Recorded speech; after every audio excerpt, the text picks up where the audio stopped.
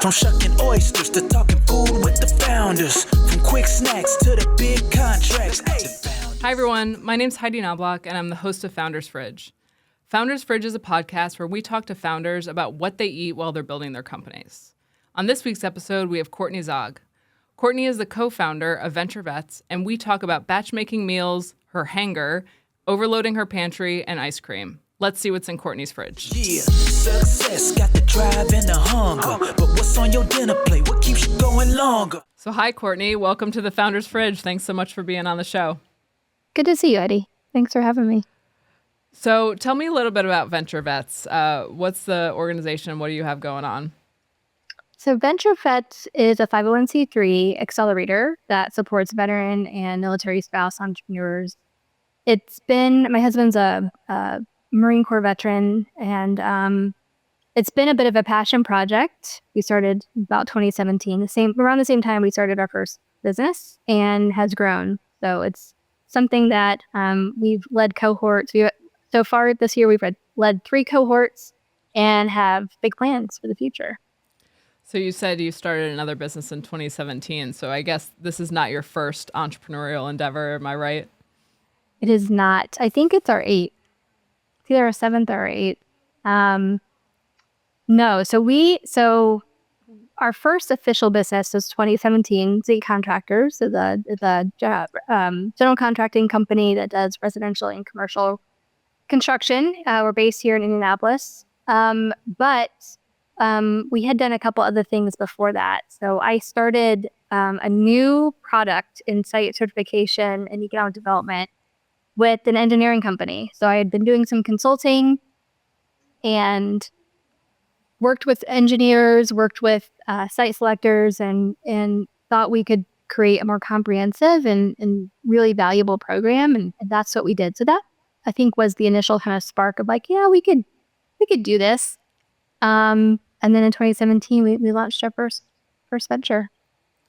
Okay, so you know that on the podcast, we talk about what you eat while you're doing all these ventures. So I think what I would just ask now is, what does your current kind of daily eating schedule look like? Like, what are you eating in your day-to-day?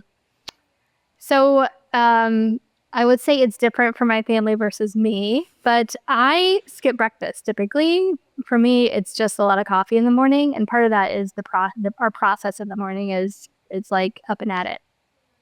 But depending on where I am, I travel often for work, so often I am eating out for lunch, which can make things difficult, I think, in terms of nutrition and sleep. But if I'm home, then I'll have a small meal at lunch, and then we get together for dinner as often as we can, and have a home cooked meal. But I don't cook every day. We do batch meals on the weekends, and have actually early in the relationship with my husband, we would just do lots of different meals on Sundays and do leftovers through the week, and that has continued.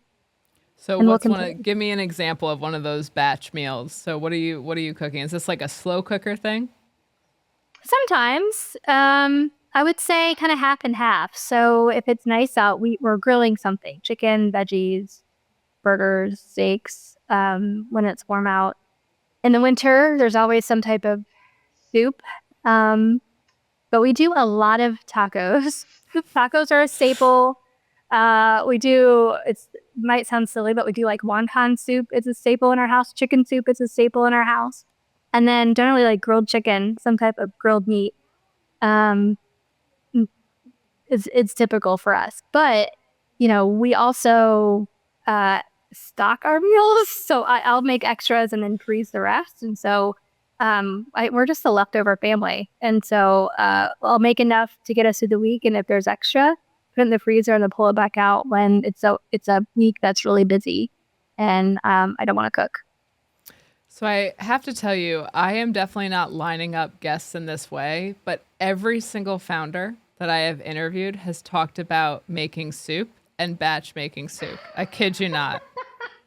That is like the common thread. That's interesting. But I think, soup is comfort food though. Even when it's made, in a way that's, not calorie dense. There's the warming of it is really just comforting. And so we even do some soups in the summer because of that. Because one, we have it on hand and it's quick and easy, but also it's a comforting type of meal. Definitely. Yeah. So has this been the kind of the same eating habits like throughout the last like 10, 15 years of entrepreneurship? Did it change over time? I think yes, that has been true. I think the composition of our meals has changed, especially with adding to our family. We have a daughter, and so and we're getting older, which means we want to. I would say that my focus on nutrition has increased a lot since I started my career. Even before entrepreneurship, just starting my career. And so it's much more intentional about what we're making. The batch making of the food and any leftovers has not changed. But I will also say, that the making the big meals is something I really enjoy. I do not like one bit making a meal every night. Like, it's just not enjoyable for me. And I get questioned. My husband's family has, asked me questions about it. And so I think part of it is I came from a Greek family. And in fact, so I come from a lineage of food entrepreneurs, like great grandfather, then, grandparents had catering and a wholesale business. My parents had restaurants, but they lost the restaurants. They failed.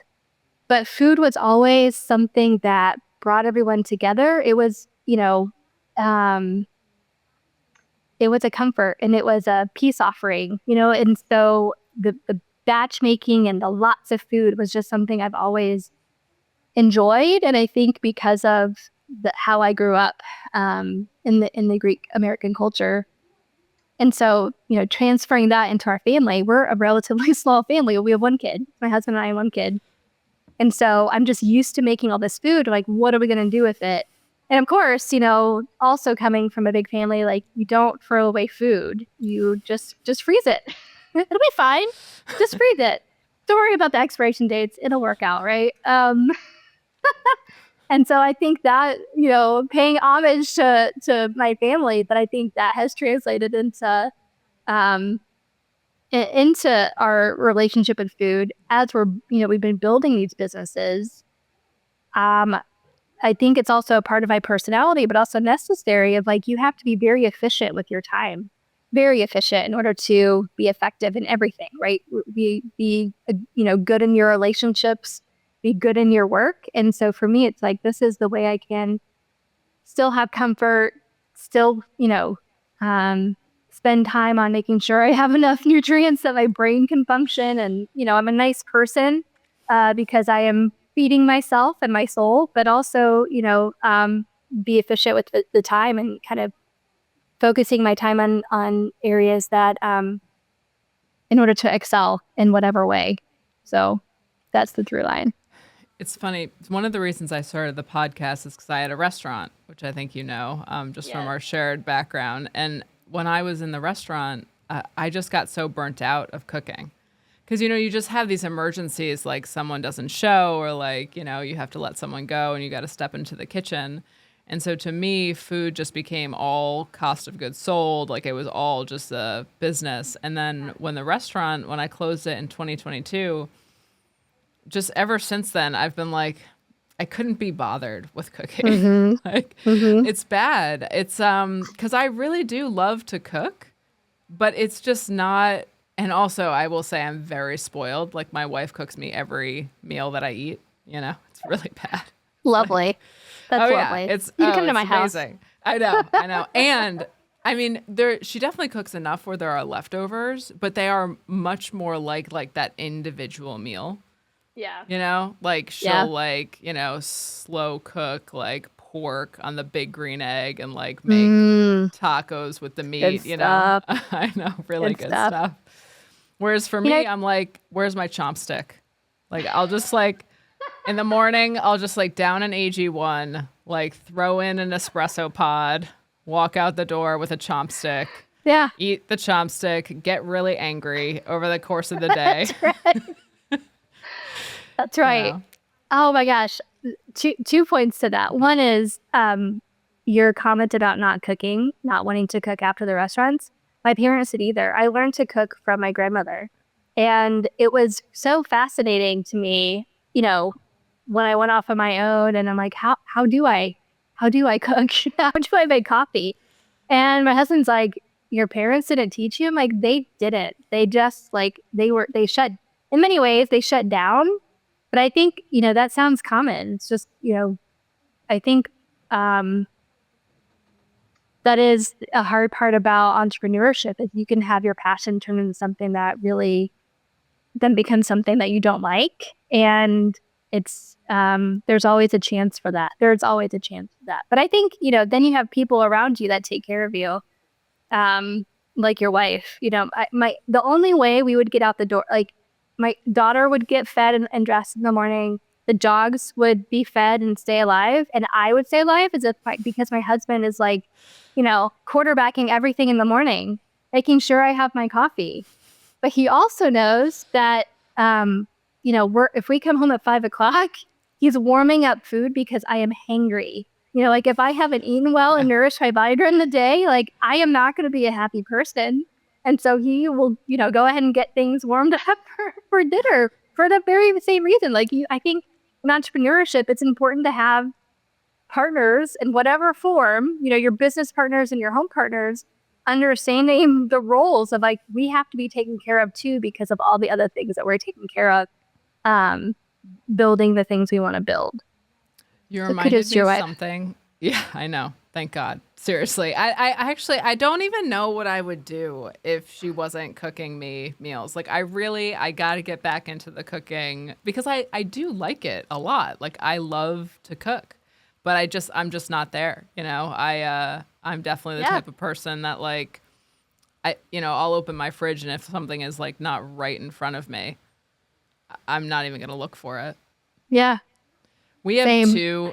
You reminded me with like freezing leftovers. So we have 2 chest freezers and like we have a lot of like stock that's frozen in there and just a lot of stuff. It's great. It's like, yeah, really. Yeah. And I would never use it to make anything. You know what I mean? Like that's the thing. I live in such an ingredients household that like, unless the ingredient is fruit, like I probably can't consume it. Yeah. Oh, thank goodness for our partners. I know, really. So like I asked you like the relationship with food, and typically at this point in the episode I ask the guests like what's in your fridge, but now I also want to know like what's in your fridge, what's in your freezer, what's in your pantry, what are kind of the staples in the house? Yeah. So in the fridge, staples are lots of dairy. Actually, my husband is technically allergic to milk, and so the amount of dairy we consume with him being allergic to milk is pretty interesting.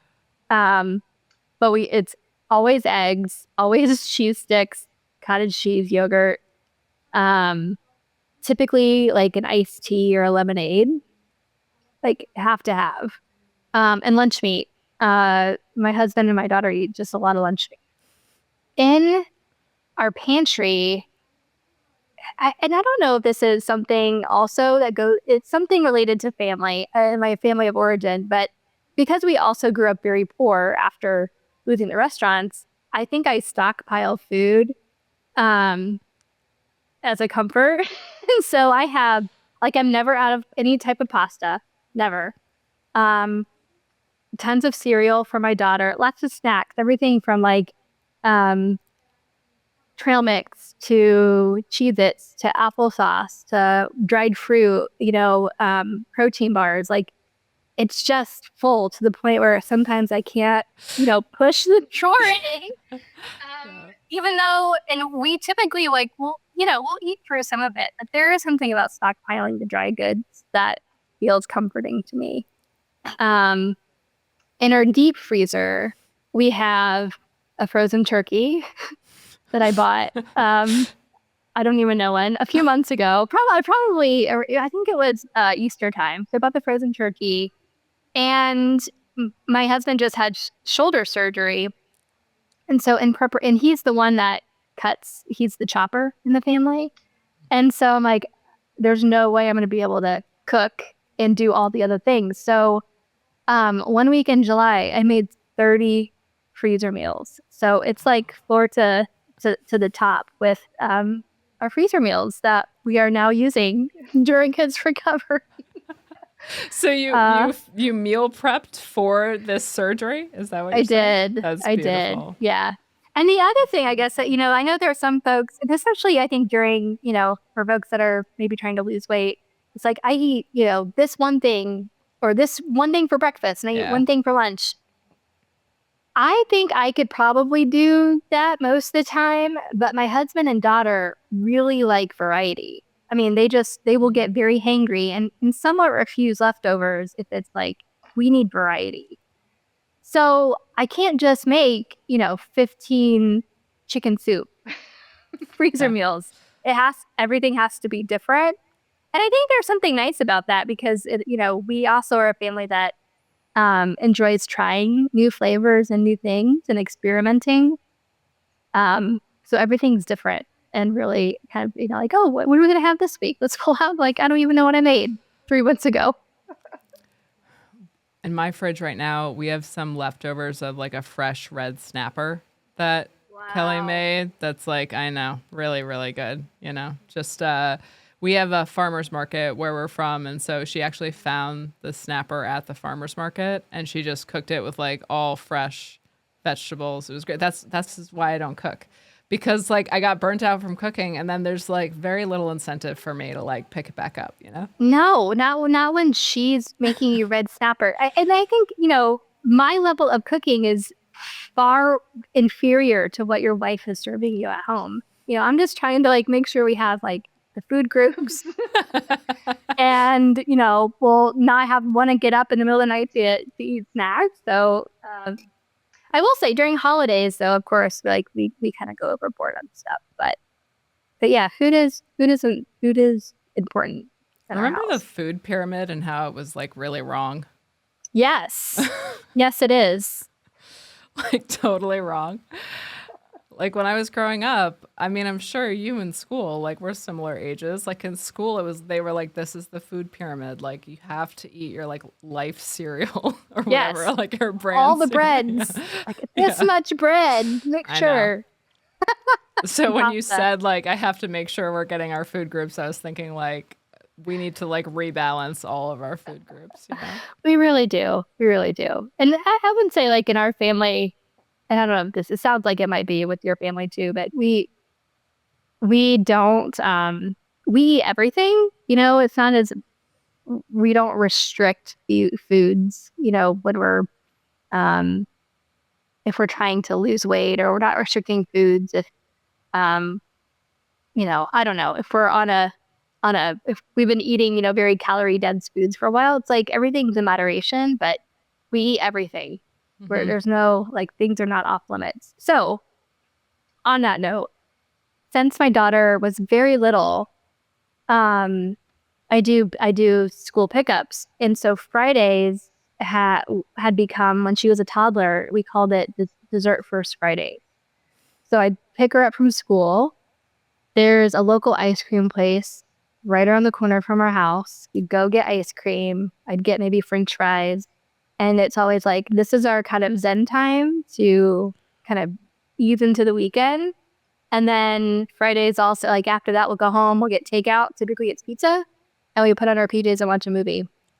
And so I think that, hopefully that relationship with ice cream for her translates in the future of like, those are really positive memories, right? And so I know there's a lot of folks who are like, ice cream's bad or, cake is bad. And sure, everything, everything in moderation is best. But, the memories of we're celebrating the end to a week. Sometimes it was a really great week and sometimes it's a really hard week. But either way, we're going to celebrate by spending time together, getting a little treat, and then ending it together with the movie at night. And that's been, I think, really important. But it always, like the celebrations do revolve around food. So what is for dinner tonight? Like, what are you eating for dinner tonight? Leftovers. Yeah. The freezer meals this week it was a chicken sausage, potato, and spinach soup, almost like a zuppa sultana. And then I made it's pork like with apple and barbecue sauce and rice. So that's what we're having for tonight. Awesome. So where can people find more about you and VentureVets? VentureVets, TheVentureVets.com or on LinkedIn. We do a lot of posts, both personally, but also on the VentureVets page on LinkedIn. So that's where you'll find us posts. Awesome. Thanks so much for being on the show, Courtney. Really appreciate it. This was fun. Thanks a lot, Heidi. Thanks. Yeah, success got the drive and the hunger. But what's on your dinner plate? What keeps you going longer? From shucking oysters to talking food with the founders. From quick snacks to the big contracts. The Founders Fridge.